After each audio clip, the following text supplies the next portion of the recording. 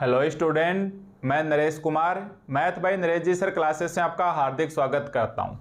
आज हमारे पास एक छोटा सा इंफॉर्मेटिव वीडियो है जो हमारे पास है एमएससी फाइनल मैथ्स के स्टूडेंट्स के लिए। ठीक है, तो हमारे पास एक टॉपिक है एमएससी फाइनल के मैथ के जो स्टूडेंट हैं वो अपने सिलेबस की शुरुआत कहाँ से करें ताकि वो सही मैनेजमेंट से अपना कंप्लीट कोर्स पढ़ सकें। ठीक है, आप जानते हैं आप प्रीवियस में भी आप उल्टे सुल्टे यूनिट पढ़ के आए थे ताकि इस यूनिट के बाद अगले वाले कॉन्सेप्ट क्लियर हों और आगे वाली यूनिट पढ़ने से पीछे वाले कॉन्सेप्ट ऑलरेडी क्लियर हो।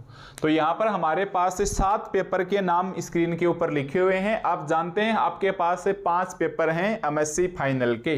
2 पेपर हमारे पास कंपलसरी हैं जिसके अंदर कंपलसरी पेपर के मैं ब्रैकेट लगा देता हूं विस्कस फ्लूइड डायनेमिक्स, और दूसरा हमारे पास कंपलसरी पेपर है वो है एनालिसिस एंड एडवांस कैलकुलस। ठीक है भाई, दूसरा हमारे पास एनालिसिस एंड एडवांस कैलकुलस है।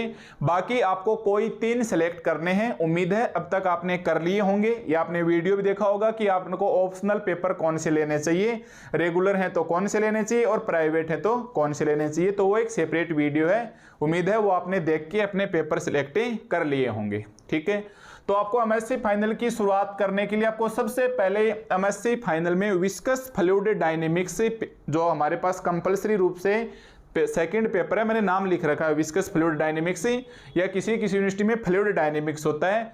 इसके लिए आप यूनिट सबसे पहले सेकंड पढ़ोगे। ध्यान से देखिए लिखा हुआ है, सबसे पहले सेकंड पढ़ोगे, फिर फोर्थ पढ़ोगे, फिर फर्स्ट, फिर थर्ड और फिर फिफ्थ। तो मैंने ब्रैकेट्स कर रखा है, कम से कम लगातार 2 एक साथ पढ़ेंगे, सेकंड एंड फोर्थ। ठीक है, दोनों एक जैसी हैं, एक में वेलोसिटी डिस्ट्रीब्यूशन से, एक में टेम्परेचर डिस्ट्रीब्यूशन से। ये तो आप पढ़ोगे तब समझ में आएगा।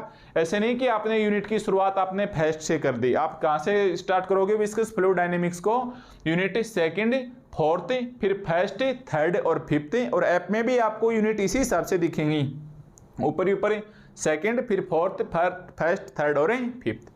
फिर दूसरे नंबर पे अगर आपके पास ऑप्शनल पेपर है रिलेटिविटी एंड कॉस्मोलॉजी तो आप इसे पढ़ेंगे। इसके लिए भी आप इसको सही क्रम में पढ़ेंगे 1 2 3 4 5, और कम से कम 2 यूनिट इसकी एक साथ पढ़ेंगे ताकि आपके पूरे रिलेटिविटी से रिलेटेड समझ है वो काफी गहरी हो, first, second, third, fourth, fifth.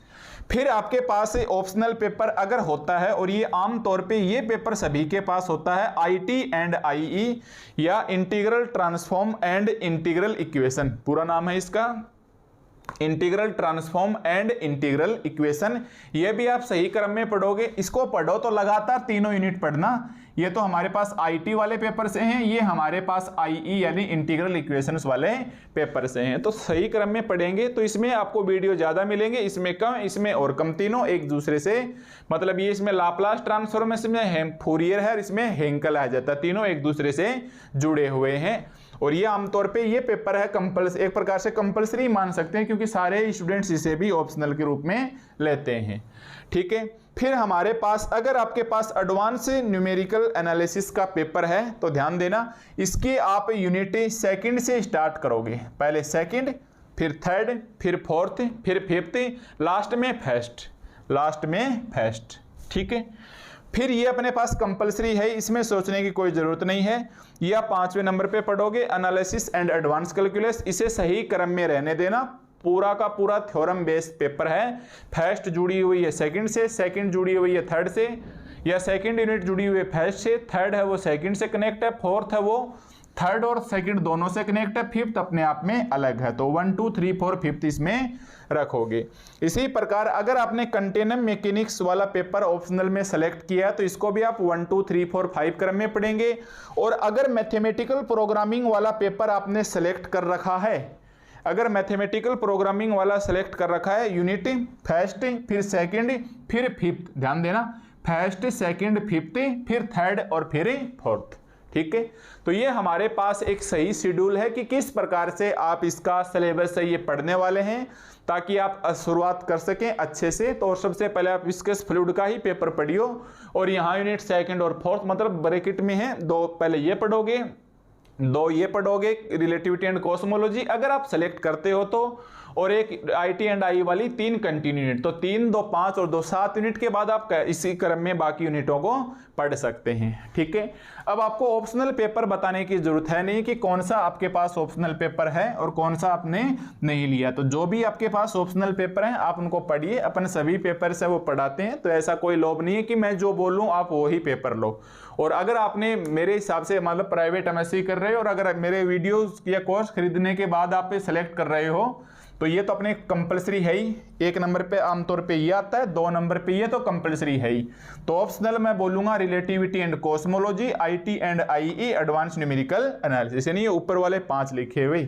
आप चाहो तो कंटेनर मैकेनिक्स और मैथमेटिकल प्रोग्रामिंग को भी सिलेक्ट कर सकते हो, ये भी आपको ऑलरेडी मिल जाएंगे। अभी इनकी 1-1, 2-2 यूनिटें ड्यू हैं, वो बाद में आपको कंप्लीट देखने को मिल जाएंगी।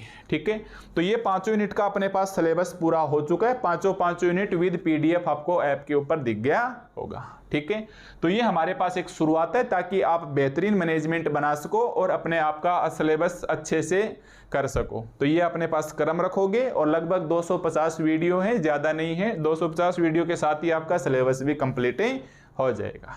ठीक है भाई।